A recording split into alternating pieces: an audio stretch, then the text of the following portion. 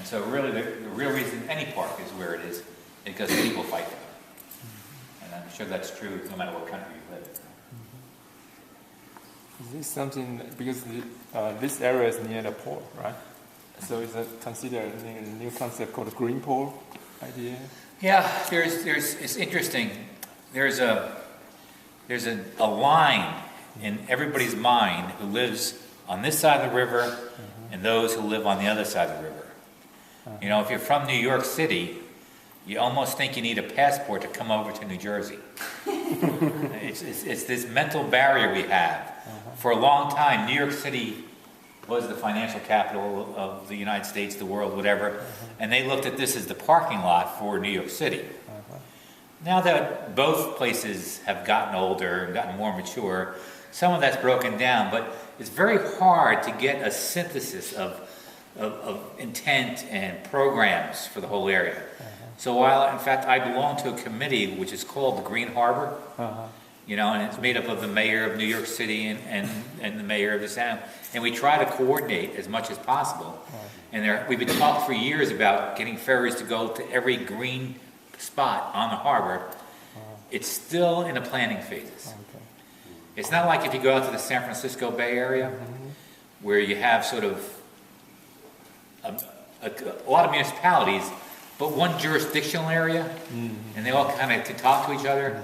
We have to translate the languages between New York and New Jersey. We don't speak the same language all the time, and so there's more difficulty there. But it is a really interesting place to be able to get on the ferry here, right in Liberty State Park, and in a 5-minute ferry ride, be across on the waterfront, riverside there. So it's just a great place to move around. Still basically an old rail yard in back of it. There's a little bit of a wet spot over there, and right down the side here, there was this road. Yeah. And I often wondered why nothing ever grew on that road. The traffic had long since stopped, but the soils had this kind of orangey glow to it, and that's not a good sign. So we finally did some testing in around 1986 or so, it was discovered that it was very high in hexavalent chrome. So the chrome concentration was through the roof, and we had to do something about it. We didn't have a responsible party, so it took about 10 years to figure it out. In the meantime, this area was all fenced off, and we finally came up with enough money to mitigate the chrome. And then the question was, what do we do with it after that? Well, there was one group of people who wanted to say, park managers, when you say park to them, they immediately put down grass seed and put a lawnmower on top of it. That's park to them. And then we started talking about it a little more. Wouldn't a more natural setting, wouldn't something that really serves the ecologies of the area well be more appropriate? And eventually everybody agreed. And so we took about $6 million and took tons and tons of chromium-laden soil, shipped it out to Ohio. Why Ohio? I don't know. They like, That's where we're going on Sunday. That's where you're going on Sunday. So all the chrome from here is in a landfill out in Ohio. That cost $6 million. Then we took $1.8 million and we decided to build the best wetland we could on top of it. And what's interesting, although we mitigated for chrome, we didn't mitigate for the other metals. So there was still high zinc, manganese, lead, copper. So we still had those issues to deal with. And we came up with a soil that actually has two different layers to it. They're both high in clay to act as absorption capacity, increases absorption capacity. But one acts as a filter and the other acts as a growth medium. And so on the bottom of all the wetlands you see here, you have those two layers because we need the groundwater. The groundwater feeds about 2/3 of the pond. The surface water, there's not a lot of surface water being put into the pond at this point, or into the wetlands, because it's a small area. That feeds about 1/3 of the hydrologic budget. And so we had to get that groundwater and keep it as possible. To date, all of our water quality samples are back. We also knew that we have a lot of different plants in the world surrounding this area. So we wanted to be able to deal and work with that. So look at how this is graded. From about the Osprey platform, that telephone pole over, comes down a trough, and and actually enters into a little forebay on that side. All the other water from around this whole area goes down through basically a trough system and comes in to a biofilter on that side. So that we have these two areas that are collecting points for most of the water and most of the seed that comes in and can drop there. We have areas that we can actually maintain. We've got 4 different levels that we've planted. You know, some of them are deep water plants, some of them shallow water plants, and immersions, submersions, and all that. And for the most part, this is the end of the 4th summer, so it's filled in pretty nicely, pretty quickly. And for the most part, it's blacked up.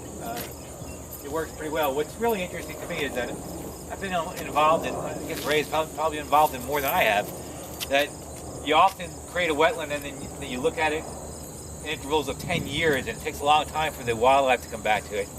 Being on the Atlantic Flyway like this, we had things coming back right away. In fact, a funny story, when they started to dig out that little Phragmites wet pocket that was over on that side, came up with a big snapping turtle. The construction guy said, they wouldn't touch it. So I came down and put it into the bay. The next day it was back on the construction site. So we found a little wetland over there. I put it up on that side of the park, and it's a little wetland.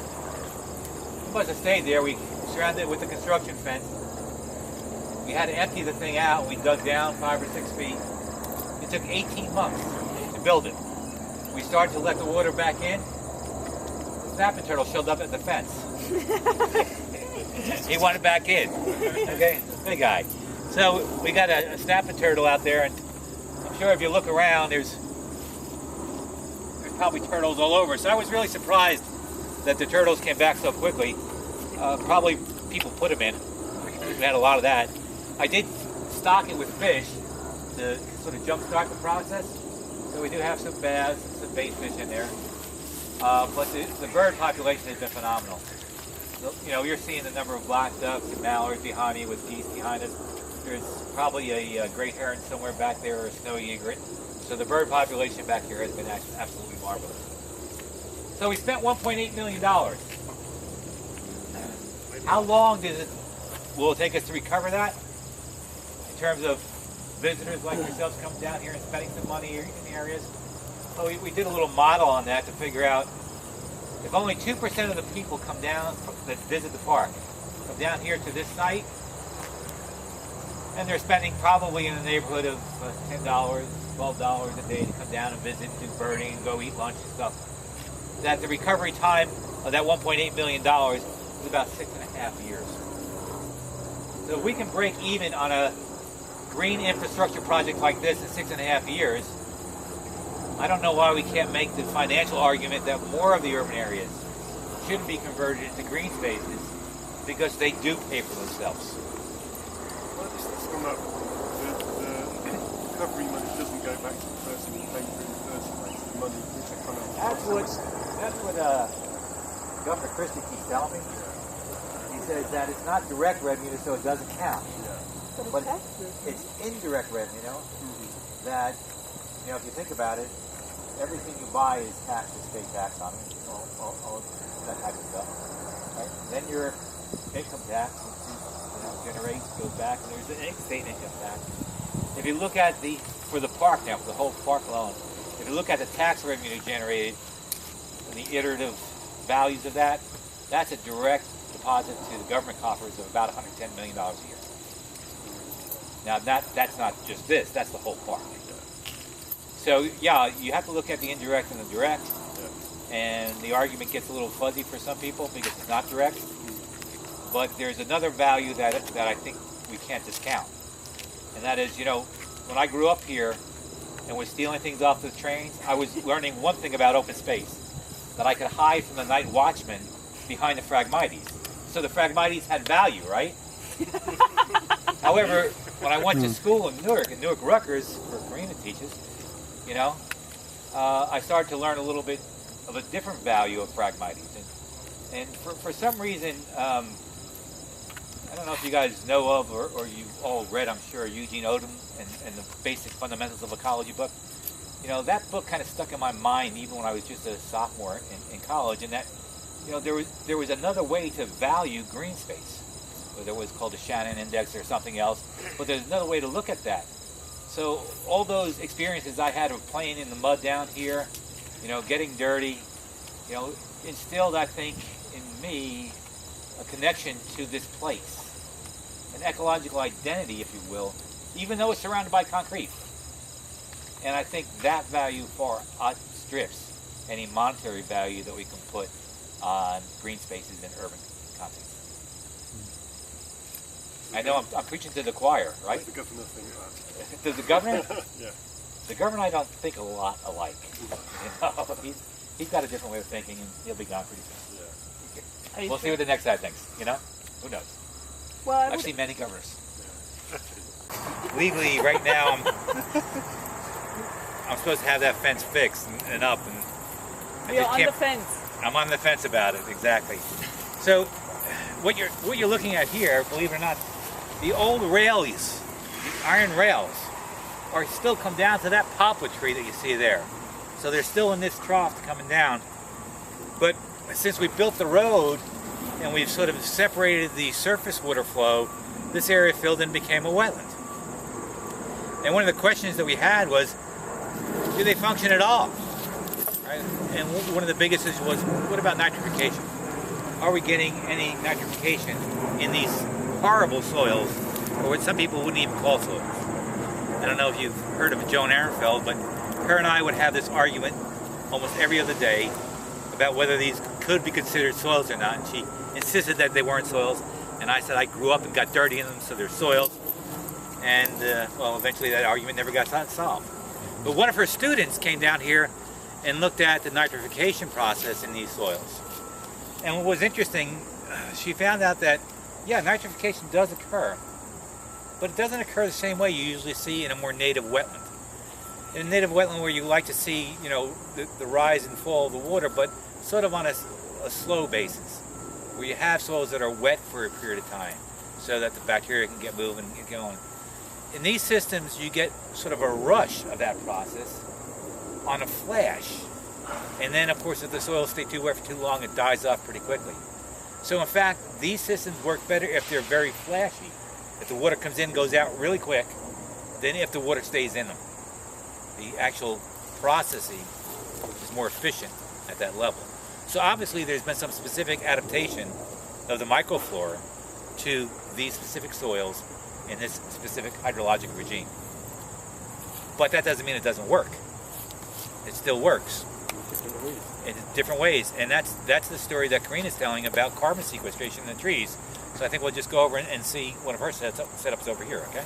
Any questions about the endemic wetland? You saw one of the created wetlands, and this is more of a native wetland in the area. So this vegetation is natural. It's all natural colonization. Yeah. So that will mitigate contamination. Yeah, that's a real interesting question about how well does endemic vegetation, stuff that comes in on its own, how well does it mitigate the contaminants, right? And what's being transferred? What contaminants are being transferred? So, believe me, we've been looking at this for over a decade now.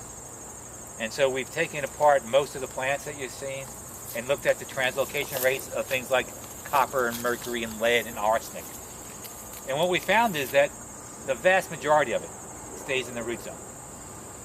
In fact, stays in the root zone, right? And much of it on the epidermis of the root. Depending on species, there's differences. Not big difference. From the soils, no. Big difference is that it doesn't, once you get inside the root, you get some transfer. Lead particularly inside the root.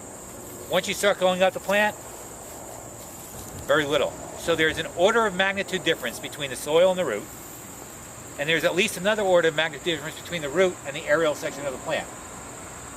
So then you're asking me, okay, well, what about biomagnification? What about the things that are eating these things, right? Are eating the plants.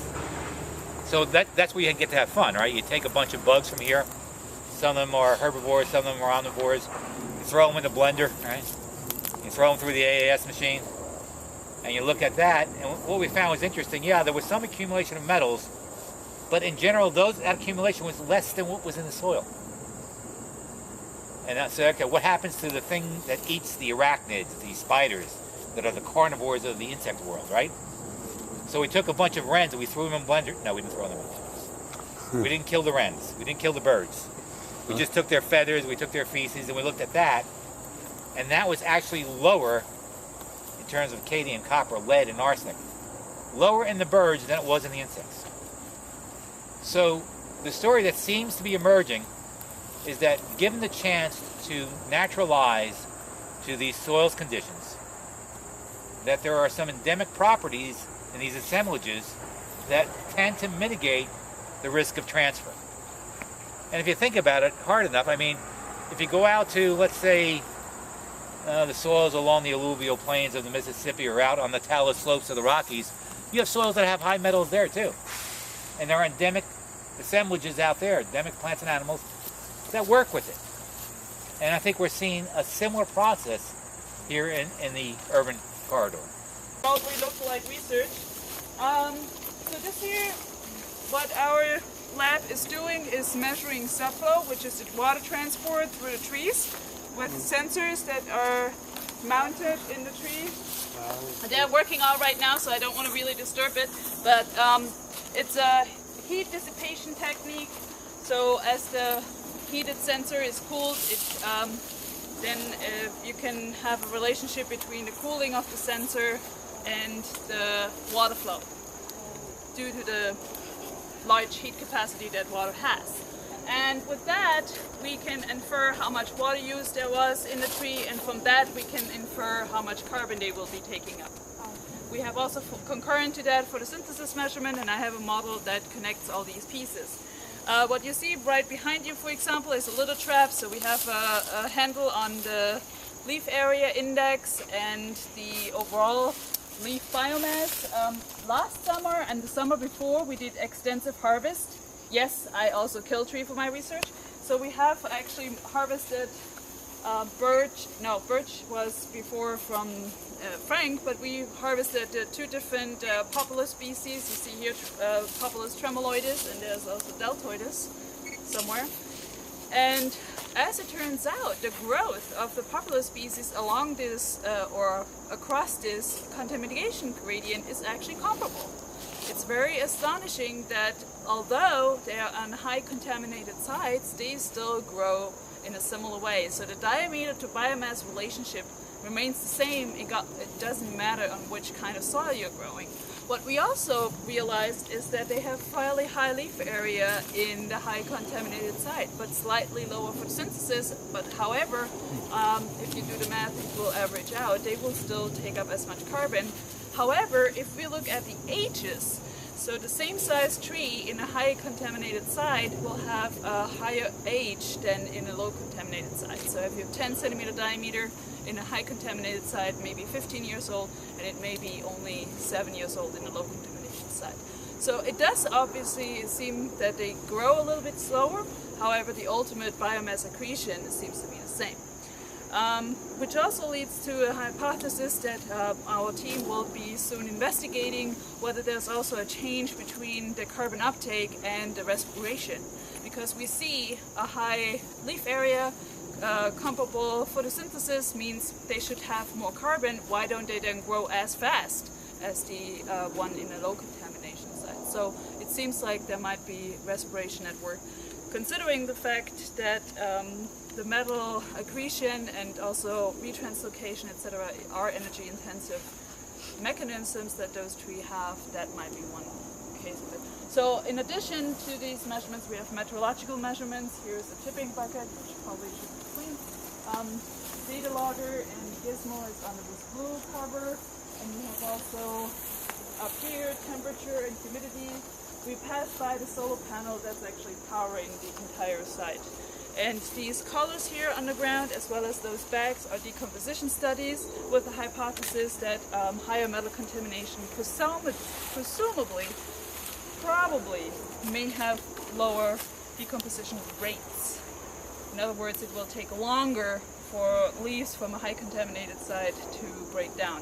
But this is a study ongoing, and stay tuned. We will have results in a couple of years as we witness the progress of the decomposition of these litter bags as well as. Because of lack of bacteria or is it Yes, well, actually it's interesting and a good question, because there are papers that show higher respiration from soils, in other words, decomposition and autotrophic respiration, because of the requirement to kind of immobilize the metals. But at the same time, there are also papers where the respiration is inhibited because of the heavy metals that will be inhibiting the respiratory process.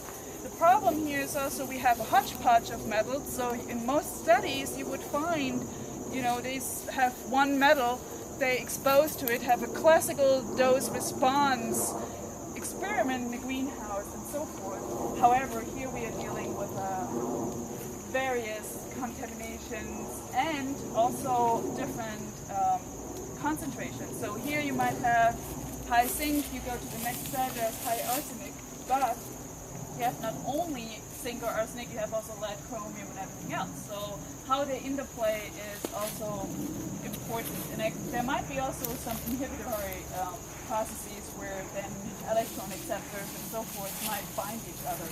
What we have noticed, a colleague of mine has done extensive synchrotron work, and it seems like that, for example, zinc, that is how primarily retranslocated from the soil to the leaves, that, for example, in the poplar leaves, they're along the veins, and in the birch leaves, they're in the veins. So it's kind of, vice versa, I always mix up the two, because he's a geochemist, he's not a biologist, so he had also mislabeling. But anyway, it's interesting to see that the machinery of photosynthesis machinery seems not to be much impacted by the zinc that the leaves are accruing. So hypothetically, you could actually collect the leaves over a long period of time and remediate the site, because most of the zinc has been retranslocated. Remediate zinc, right? Yes. The interesting part about that is some of the work on the rhizosphere has shown us that the high iron concentration may actually be acting as a binding site for some of the other metals and forming a plaque around the fuse cell, preventing its movement. So it's such an interesting combination of effects. I spent the first 2 years looking at the individual metals and things like photosynthesis and stuff like that. And believe me, I lost whatever hair I had left in my head trying to run those correlations, because I could get no singular cause and effect. And so finally, somebody I was working with said, well, let's do a synthesis. And let's see what happens when you put them all together. You rank order all the metal concentrations. You come up with a total metal load index. And boom, correlation just fell out of the sky. But the relationship is not linear. The relationship is definitely curvilinear, has a threshold value. It goes along, and at levels which, if you look at the literature, are far above ecologically acceptable levels. These trees are growing fine, but you hit a certain point.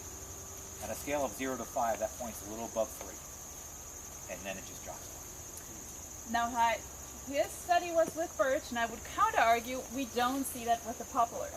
So stay tuned, because I think for the poplar we see is more of not a drop-down, but a continuation, but slower.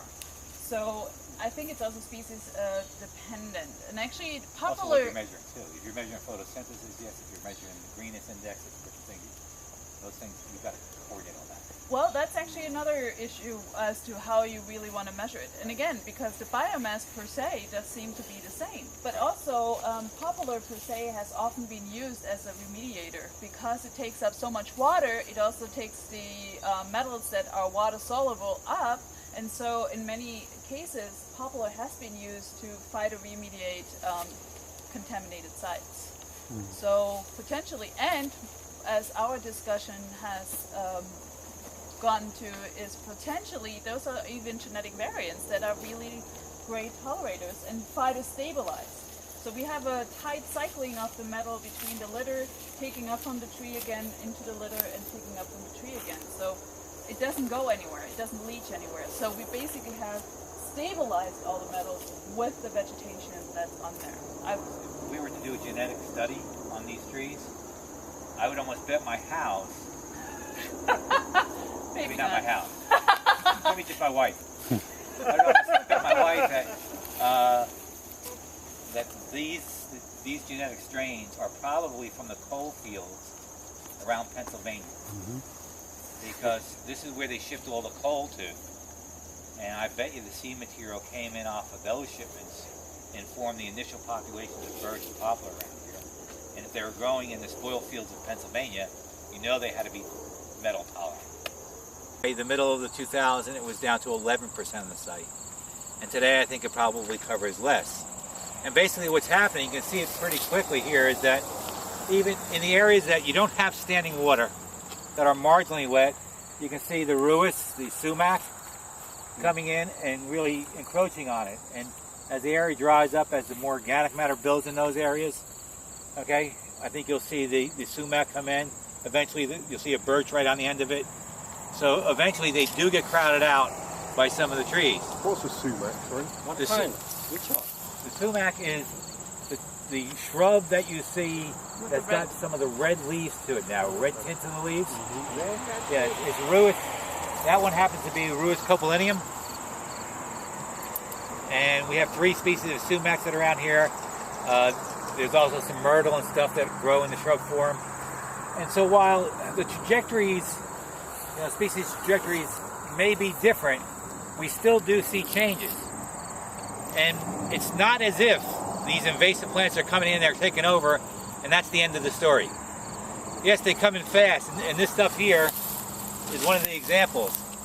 This is Artemisia, right? This is mugwort, stuff that was brought over by your folks back 200 years ago to make beer with. Yeah. They make beer out of this. It's very strong. Yeah, it's pungent. Smell it. It was used as a bitter for making beer. Oh, you have probably a lot of this. Yeah. Very popular. Yeah. 就是那个蒿类的一种。 But eventually, if you give it time enough, kind of things figure it out. And so that you can see even in this field, and this field was cut up until maybe 1998, that some of the grass, some of the Calamagrostis, and some of the goldenrod back there, the white top stuff is Eupatorium, right? The mugwort came in where the road was, but it never really took over the whole field. So what's causing that sort of zonation? How are those allopatric and sympatric relationships playing out? I think that's a story that goes far beyond this paranoia we have about invasive ecology. At least in areas that have the urban context that are already disturbed. If you're in the middle of Yellowstone, it might be a different story, right? But here, I think there's probably some value in the organic matter that's being distributed by these plants.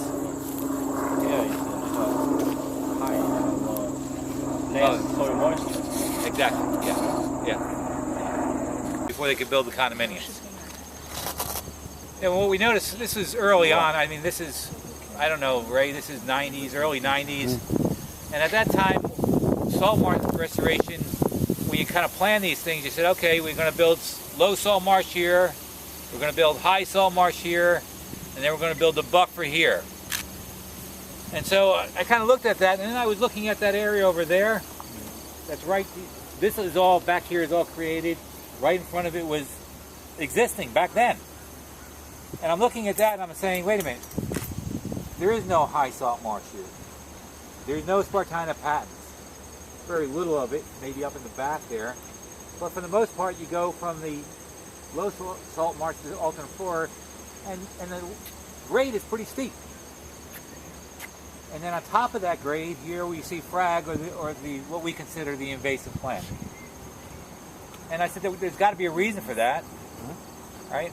And so if you look at the flow rate of the tides, how much water gets how high on this elevation, and the salinity rates, the salinity concentration, the frag doesn't do well down there. If you keep the slope steep, you keep the frag out, but you lose the high salt marsh. So basically it was a trade-off. But we also knew that being a government organization, and here's one of your monarchs right there, that we wouldn't have money to maintain it in 10 years. That it would be on its own. So if we put that high-level Spartina patens in, we knew we would have to treat it for frag and try to keep the frag out of it all the time. And so rather than design it that way, we used that as a historic reference, and we put this design in. And if you were to do transects through this and through the reference, there would be no difference today. And what surprises me is that the animals came back pretty quick. So the fiddler crab population on this side is every bit as good as the fiddler crab population on the other side. We added this little deeper water area so that on low tide there'll still be water to keep birds like the egret over there around. You see there's a pipe coming out right behind the baccharis over there, the shrubs. We have another little pond area, and we tried for a freshwater pond, but on storm events, storm surges, it kept getting flooded with salt water. So eventually it just became a saltwater pond. That is actually a park, Liberty State Park. Yeah, is it... from where we park Uh-huh. out to the end here. This peninsula out here is all Liberty State Park. Is there some burning happening? Yeah, well, we are in a very, industrialized site, getting the whiff.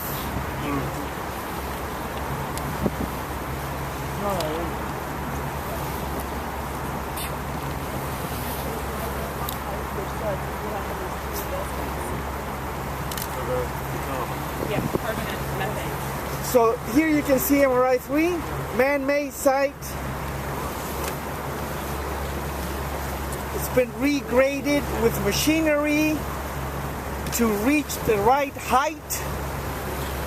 Ditches have been designed for the flow of the water. The hydrology has been re-established. And this is a mitigation bank. Every acre here, they can sell to like builders of the mall or railway companies. They can sell, every acre is going for about $700,000. Is that right?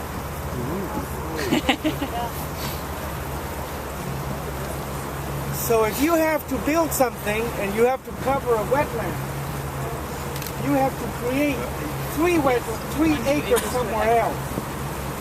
If you don't have 3 acres, you have to buy them from somebody. These are wetland credits. In this area, because New York is so close, very expensive. So is that the state law or is the federal law? This is a federal law. Federal law. Clean Water Act. Okay. Clean Water Act? Clean Water Act. Okay. Federal law, right. Now this area here is a highly impacted estuary. In 1968, there were 8,000 acres of wetlands and open water. Today, there are about 7,500. So the commission was created to preserve open space, which is very difficult because an acre of developable land here has been exchanged at $250,000. Just 1 acre of swamp because of the proximity to the city. You know, people want warehouses, Donna Karan, Dolce Gabbana, all these guys, they want places to keep their goods. This is an area, right?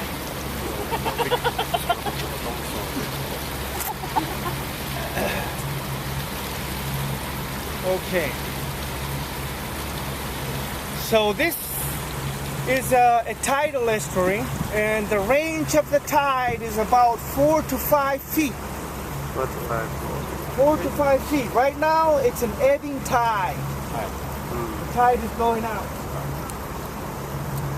The salinity here varies between 4 and 10 to 12 parts per thousand.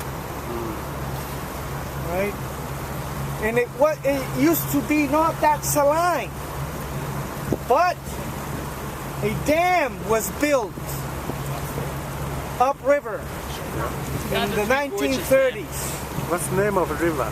Hackensack River. Yeah. And a dam was built in the 1930s, cut the fresh water flow considerably. And this became more saline. So the ecosystems and the forests that were here, there were not many left, but it didn't help to change the hydrology.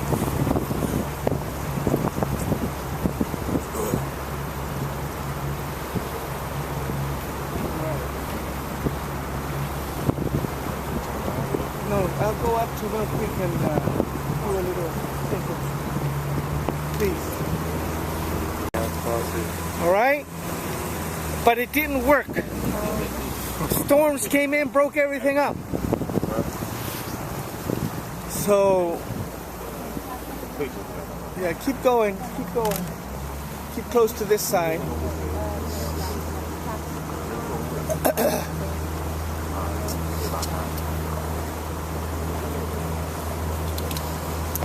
So actually this was all flat at a certain elevation, and with machinery we recreated elevations for the establishment of the highland community and the lowland farm.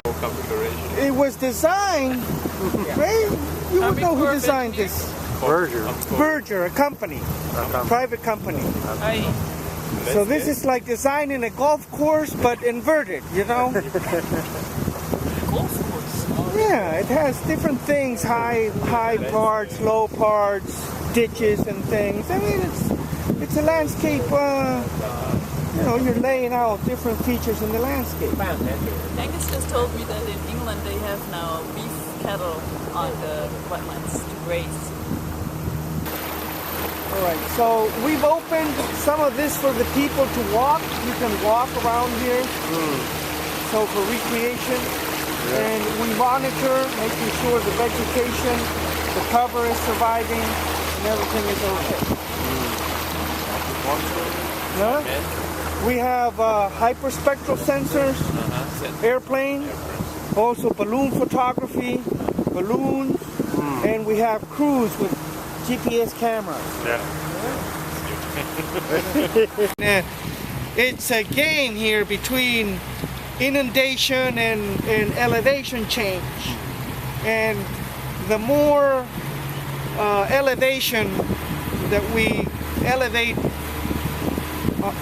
you know, from the water table, we're going into the high marsh community. And as it subsides and it inundates, it favors the low marsh community. So this is where we are. We don't know.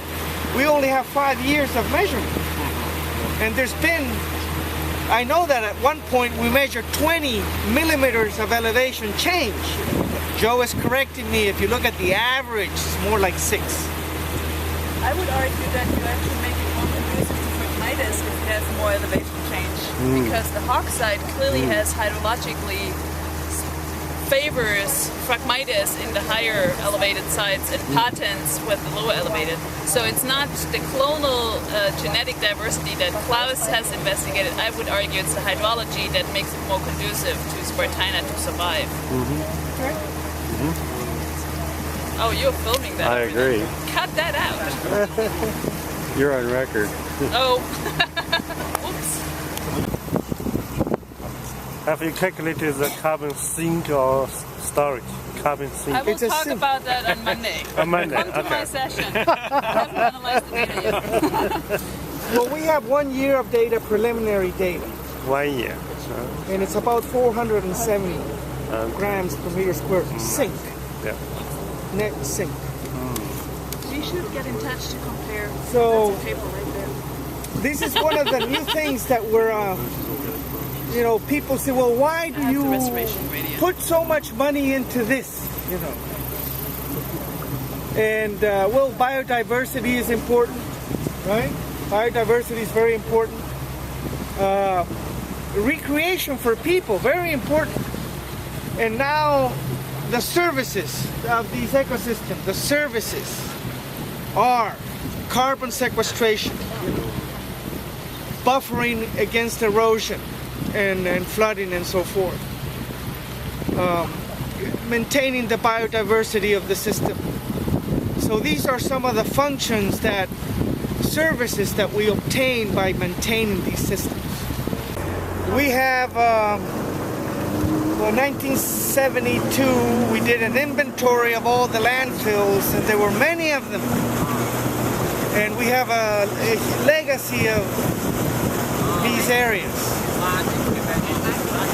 So all of them but one today, they're closed. And we mine the methane, and we're replacing them with solar farms. We're putting solar panels on them. Landfill. Backbone of New Jersey. The New Jersey Turnpike. Big road. Oh, yeah. This is one of the most traveled roads in the United States. Yeah. Okay, this area here, all right, it was supposed to be agricultural land.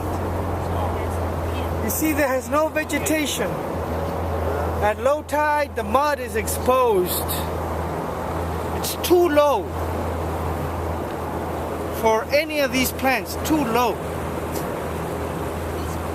So question, do you fix it or do you wait 100 years to get the right plants in there? You can wait.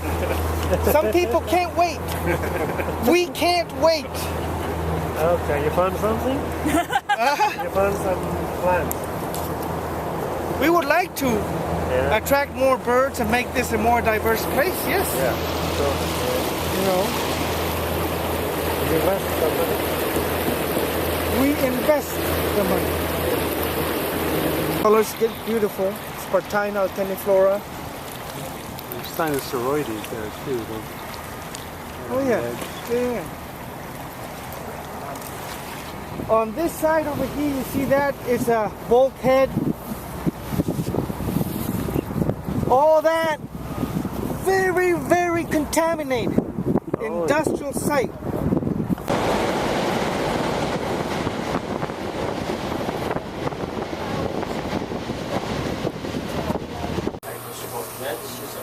This is the metal species analysis by using plant walls. We're changing this machine. This is almost maybe Big investment next year, ICP. ICPMS. Yeah, ICPMS.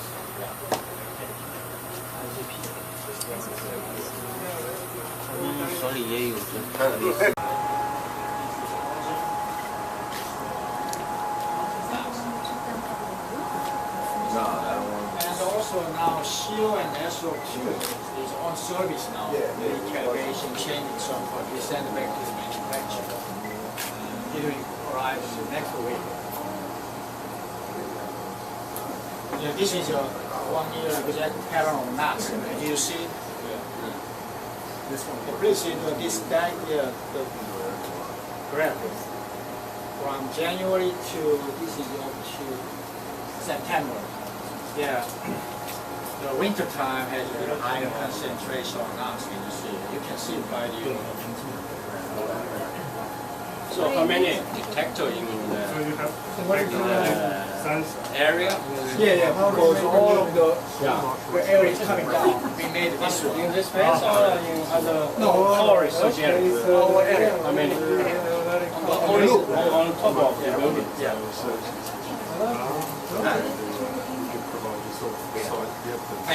So therefore, we do air monitoring, water real time, water monitoring, and so really in charge of all water monitoring services.